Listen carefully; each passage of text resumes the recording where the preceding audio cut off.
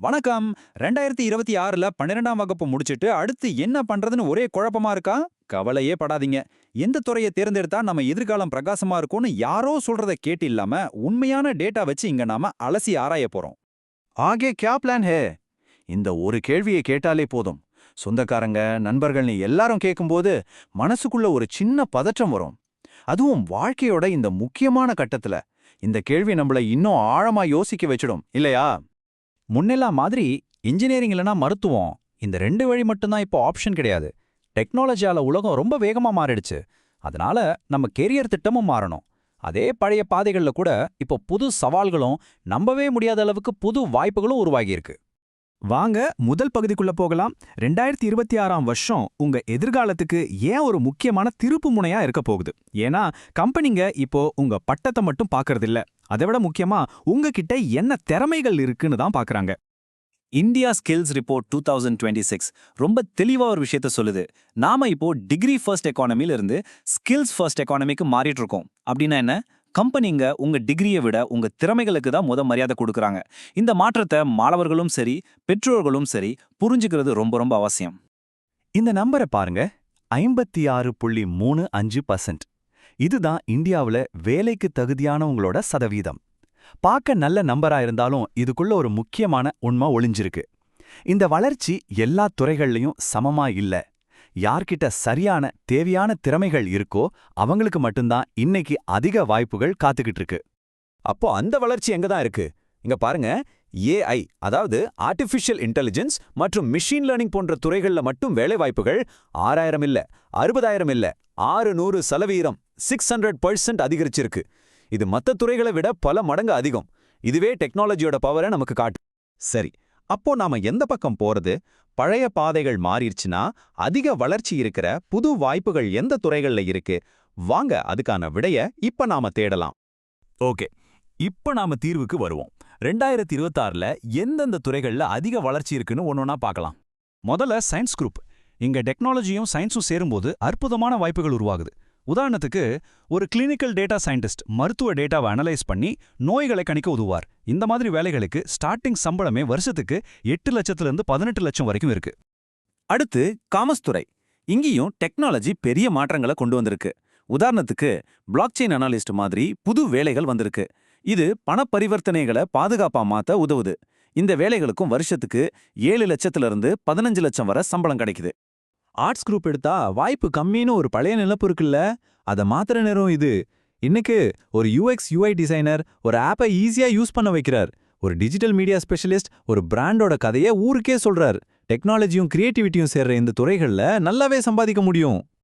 Medical ஃபீல்ட்ல அதிகமா சம்பாதிக்கணும்னா MBBS மட்டும்தான் வழின்னு நினைக்கிறீங்களா? நிச்சயமா இல்ல. கார்டியோவாஸ்குலர் டெக்னாலஜி, நியூக்ளியர் மெடிசின் மாதிரியான ஸ்பெஷலைஸ்டு டெக்னாலஜி படிப்புகளுக்கு இன்னைக்கு பயங்கர டிமாண்ட் இருக்கு. அது மட்டும் இல்லாம நல்ல சம்பளமும் கிடைக்குது. சரி, இந்த துறைகள்ல நுழையறதுக்கு என்ன வழி? அதுக்கான என்ட்ரன்ஸ் எக்ஸாம்ஸ் என்ன? புதுசா வந்திருக்கிற நேஷனல் எஜுகேஷன் பாலிசி என்னென்ன வாய்ப்புகளை நமக்கு தருதுன்னு இப்ப பார்க்கலாம். உங்க லட்சியம் எதுவா வேணா இருக்கலாம். அதுக்குன்னு ஒரு சரியான நுழைவுத் தேர்வு இருக்கு. இன்ஜினியரிங்க்கு ஜேஇ, மெடிக்கலுக்கு நீட், சட்டப்படிப்புக்கு கிளாட், மத்த பல இளங்கலை படிப்புகளுக்கு CUETன்னு இந்த லிஸ்ட் உங்க பாதைய ரொம்பவே தெளிவாக்கும். உங்க கனவு படிப்புக்கு எந்த எக்ஸாம் எழுதணும்னு பிளான் பண்றது தான் முதல் படி. 2026ஆம் வருஷம் மாணவர்களுக்கு ஒரு பெரிய கேம் சேஞ்சர் இருக்கு. அதுதான் புதிய தேசிய கல்விக் கொள்கை, அதாவது NEP 2020. இதோட மிகப்பெரிய பிளஸ் பாயிண்ட் என்ன தெரியுமா? மாணவர்களுக்கு இது கொடுக்கற அபாரமான ஒரு சுதந்திரம். இந்த புது கல்விக் கொள்கை படி உங்க படிப்போட கண்ட்ரோல் உங்க கையில தான் இருக்கு. ஒரு வருஷம் படிச்சுட்டு கோர்ஸ் பிடிக்கலையா, ஒரு சர்டிபிகேட்டோட வெளியே வந்து வேற கோர்ஸ்ல சேரலாம். இன்ஜினியரிங் படிக்கும்போதே டிசைனிங் மாதிரி துணை பாடங்களும் கத்துக்கலாம். இதனால ஒரே ஒரு சரியான முடிவை எடுக்கணுமேங்கிற அந்த மன அழுத்தம் இப்போ இல்ல. இப்ப நாம எல்லாரும் தெரிஞ்சுக்க ஆசைப்படுற விஷயத்துக்கு வருவோம், சம்பளம். இந்த துறைகளை தேர்ந்தெடுத்தா ஸ்டார்டிங் சேலரி எப்படி இருக்கும், எதிர்கால வளர்ச்சி எப்படி இருக்கும்னு ஒரு பார்வை பார்க்கலாம். நீங்க பிடெக்ல ஏஐ படிச்சாலும் சரி, பிபிஏல ஃபின்டெக் படிச்சாலும் சரி, இல்ல பிஎஸ்சில நியூக்ளியர் மெடிசன் படிச்சாலும் சரி, நல்ல ஸ்டார்டிங் சேலரியோட கெரியர் ஆரம்பிக்க வாய்ப்பு இருக்கு.